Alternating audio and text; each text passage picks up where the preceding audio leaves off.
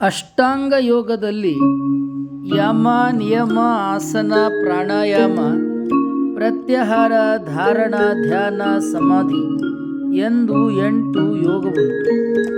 ಅಲ್ಲಿ ಅಳಿದು ಕೂಡುವುದು ಒಂದು ಯೋಗ, ಅಳಿಯದೆ ಕೂಡುವುದು ಇನ್ನೊಂದು ಯೋಗ. ಈ 2 ಯೋಗದೊಳಗೆ ಅಳಿಯದೆ ಕೂಡುವ ಯೋಗ ಅರಿಯದು ಕಾಣ ಗುಹೇಶ್ವರ. ಶ್ರೀ ಗುರು ಅಲ್ಲಮ ಪ್ರಭುದೇವರ ವಚನ. ಯಮ, ನಿಯಮ, ಆಸನ, ಪ್ರಾಣಾಯಾಮ, ಪ್ರತ್ಯಾಹಾರ, ಧಾರಣ, ಧ್ಯಾನ, ಸಮಾಧಿ ಹೀಗೆ ಯೋಗದಲ್ಲಿ 8 ಪದ್ಧತಿಗಳಿದೆ.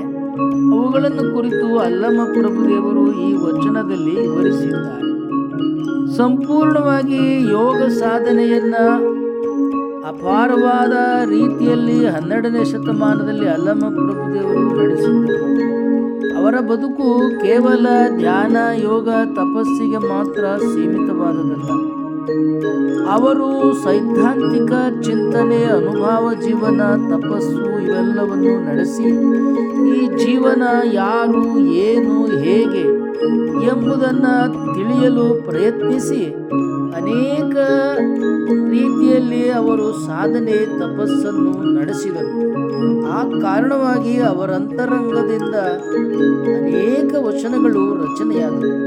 ಅಂತಹ ಅನೇಕ ವಚನಗಳಲ್ಲಿ ಅಷ್ಟಾಂಗ ಯೋಗದಲ್ಲಿ ಯಮ, ನಿಯಮ, ಆಸನ, ಪ್ರಾಣಾಯಾಮ, ಪ್ರತ್ಯಾಹಾರ, ಧಾರಣ, ಧ್ಯಾನ, ಸಮಾಧಿ ಎಂದು 8 ಯೋಗವುಂಟು ಎನ್ನುವ ವಚನವು ಒಂದು.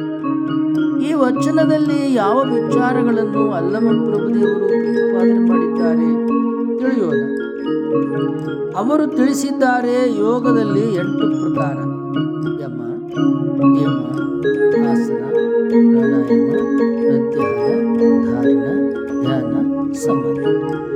ಈ 8 ಪ್ರಕಾರದ ಧ್ಯಾನ ಯೋಗ ಸಾಧನೆಯನ್ನು ಈ ಶರೀರ ಇಂದ್ರಿಯಗಳನ್ನು ಹಿಡಿದು ಮನುಷ್ಯ ಸಾಧನೆಯನ್ನು ಮಾಡಲು ಪ್ರಯತ್ನಿಸುತ್ತಾನೆ. ಹೀಗೆ ಪ್ರಯತ್ನಿಸುವ ಮುಖ್ಯ ಉದ್ದೇಶ ಏನು ಎಂಬುದಾಗಿ ಹೇಳಿದರೆ, ಜೀವನದ ಉದ್ದೇಶವನ್ನು ತಿಳಿಯುವುದೇ ಆಗಿದೆ. ದೇಹವನ್ನು ಆರೋಗ್ಯಕರವಾಗಿ ಇಟ್ಟುಕೊಳ್ಳುವುದೇ ಆಗಿದೆ. ಮನಸ್ಸು ಇಂದ್ರಿಯಗಳನ್ನು ನಿರೋಧಿಸಿ ಅವುಗಳನ್ನು ಸಂಯಮ, ಸಮಾಧಾನ, ಶಾಂತಿಯ ಬದುಕಿಗೆ ನಡೆಸಿಕೊಂಡು ಹೋಗುವ ಅಷ್ಟಾಂಗ ಯೋಗ ಮಾರ್ಗ ಇದು. ಇಂಥ ಅಷ್ಟಾಂಗ ಯೋಗ ಮಾರ್ಗವನ್ನು ಕುರಿತು ಅಲ್ಲಮ ಪ್ರಭುದೇವರು ತಮ್ಮ ಅನೇಕ ವಚನಗಳಲ್ಲಿ ಅಸಂಖ್ಯಾತ ವಿಚಾರಗಳನ್ನು ಅವರು ಪ್ರತಿಪಾದನೆ ಮಾಡಿದ್ದಾರೆ. ಅಷ್ಟಾಂಗ ಯೋಗದ ಪ್ರತಿಪಾದನೆಯ ಪ್ರಧಾನ ಉದ್ದೇಶ ಎಂದರೆ ದೇಹ, ಮನಸ್ಸು, ಇಂದ್ರಿಯಗಳನ್ನು ಸಂಯಮದಲ್ಲಿ ಇಟ್ಟುಕೊಳ್ಳುವುದು. ಮನುಷ್ಯ ತನ್ನ ಗುರಿ ಸಾಧನೆಗಾಗಿ ದೇಹ, ಮನಸ್ಸು, ಇಂದ್ರಿಯಗಳನ್ನು ಹತೋಟಿಯಲ್ಲಿ ಇಟ್ಟುಕೊಂಡು ಈ ಪ್ರಪಂಚದಲ್ಲಿ ಸಾಧನೆ ಮಾಡುವ ಸಲುವಾಗಿ ಅಷ್ಟಾಂಗ ಯೋಗ ಪ್ರತಿಪಾದನೆಯನ್ನು ಅನುಭವ ಜೀವನ ಪ್ರತಿಪಾದನೆ ಮಾಡಿದೆ. ಯಮದಲ್ಲಿ 5 ತತ್ವಗಳಿವೆ. ಯಾವುದು ಯಮ? ಆ ಯಮದ 5 ತತ್ವಗಳು: ಸತ್ಯ, ಅಹಿಂಸೆ, ಅಸ್ತೇಯ, ಬ್ರಹ್ಮಚರ್ಯ, ಅಪರಿಗ್ರಹ. ಇವೇ 5 ತತ್ವಗಳು. ಸತ್ಯ, ಟ್ರುತ್; ಅಹಿಂಸೆ, ನಾನ್ ವೈಲೆನ್ಸ್; ಅಸ್ತೇಯ, ನಾನ್ ಸ್ಟೀಲಿಂಗ್; ಬ್ರಹ್ಮಚರ್ಯ, ಕಾಂಟಿನೆನ್ಸ್; ಅಪರಿಗ್ರಹ, ನಾನ್ ಕವಟಿಂಗ್. ಇನ್ನೂ ವಿವರವಾಗಿ ಹೇಳಬೇಕೆಂದರೆ, ನಮ್ಮ ವ್ಯಕ್ತಿತ್ವದ ವಿಕಾಸಕ್ಕಾಗಿ, ನಮ್ಮ ಇಂದ್ರಿಯಗಳನ್ನು ಸಂಯಮದಲ್ಲಿ ಇಟ್ಟುಕೊಳ್ಳುವುದಕ್ಕಾಗಿ ಕೆಲವು ಮೌಲ್ಯಗಳನ್ನು ನಾವು ಜೀವನದಲ್ಲಿ ಅಳವಡಿಸಿಕೊಳ್ಳಬೇಕಾಗುತ್ತದೆ.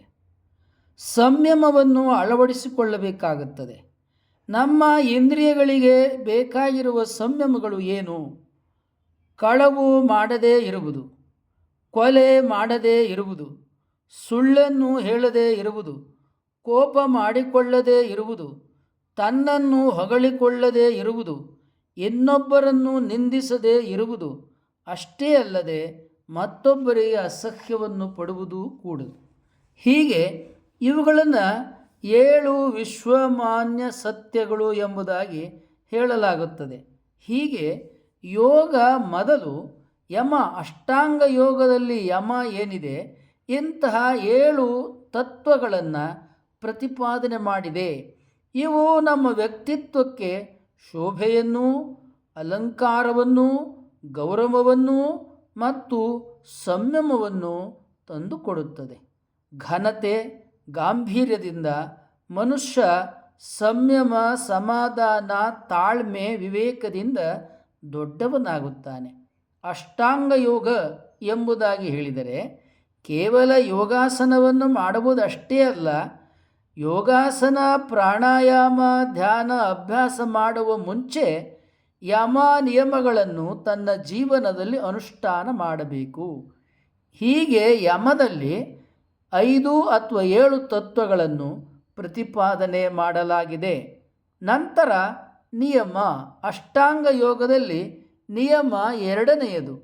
ಯಮವನ್ನು ರಿಸ್ಟ್ರೈಂಟ್ ಆಫ್ ಡಿಸೈರ್ಸ್, ಇಂದ್ರಿಯಗಳ ಸಂಯಮನ ಎಂಬುದಾಗಿ ಹೇಳಿದರೆ, ನಿಯಮವನ್ನು ಯಾರು ಜೀವನದಲ್ಲಿ ನಿಯಮಗಳನ್ನು ಪಾಲನೆ ಮಾಡುತ್ತಾನೆ ಅವನಿಗೆ ಯಮನು ಹೆದರುತ್ತಾನೆ ಎನ್ನುವ ಒಂದು ನಾಣ್ಣುಡಿ ಇದೆ.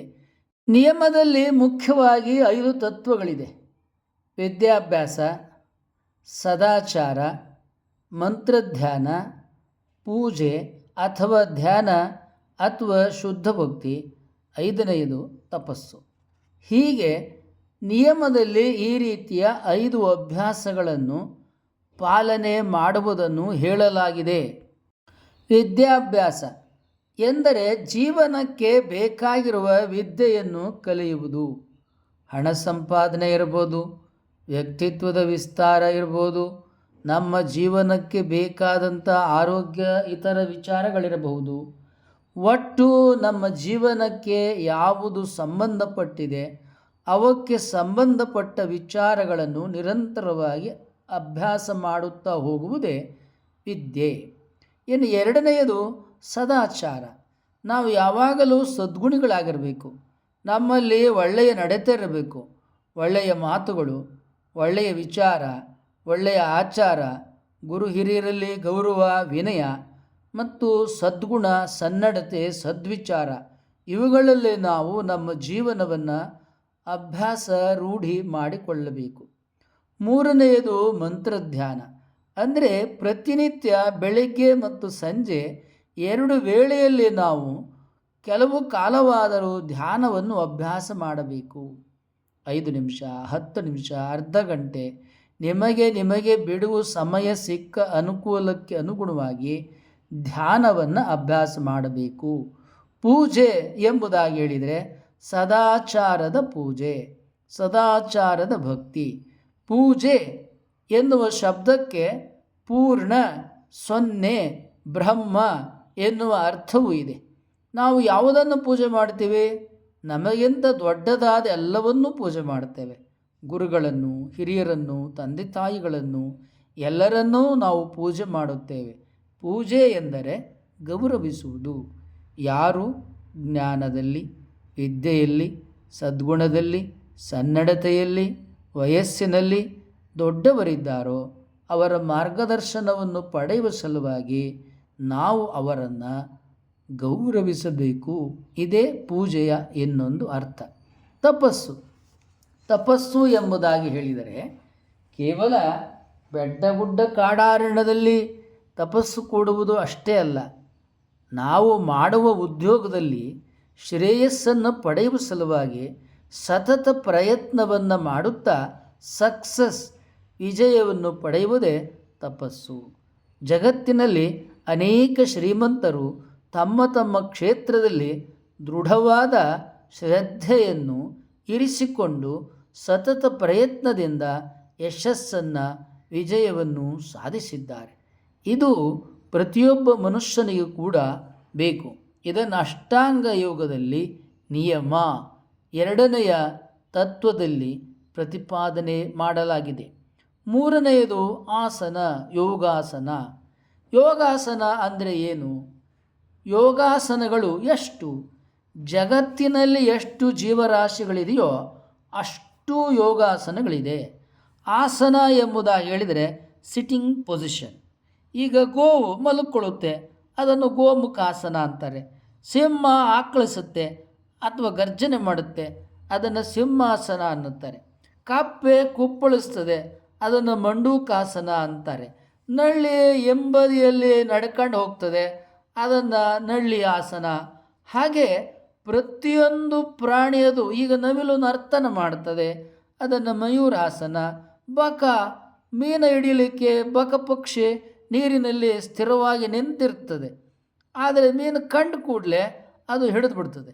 ಬಕ ಎಂಬುದಾಗಿ ಹೇಳಿದರೆ ಸ್ಥಿರತವಾಗಿ ಕಾನ್ಸಂಟ್ರೇಷನ್ ಮಾಡ್ತಾ ತನ್ನ ಆಹಾರ ಸಿಗುವವರೆಗೂ ಕೂಡ ಅಲುಗಾಡ್ದಂಗೆ ನಿಂತಿರ್ತದೆ, ಅದು ಸ್ಥಿರತೆ. ಅದನ್ನು ಬಕಾಸನ, ಹಂಸಾಸನ, ಹೀಗೆ ಆಸನಗಳು ಅಸಂಖ್ಯ. ಆದರೆ ಇಂತಹ ಅಸಂಖ್ಯ ಯೋಗಾಸನಗಳಲ್ಲಿ ಮುಖ್ಯ ಯಾವುದು? 84 ಆಸನಗಳು ಮುಖ್ಯ ಎಂಬುದಾಗಿ ಅನೇಕರು ಪ್ರತಿಪಾದನೆ ಮಾಡಿದ್ದಾರೆ. ಈ 84 ಆಸನಗಳಲ್ಲಿ ಪಶ್ಚಿಮೋತ್ತಾಸನ ಅತ್ಯಂತ ಮುಖ್ಯವಾದ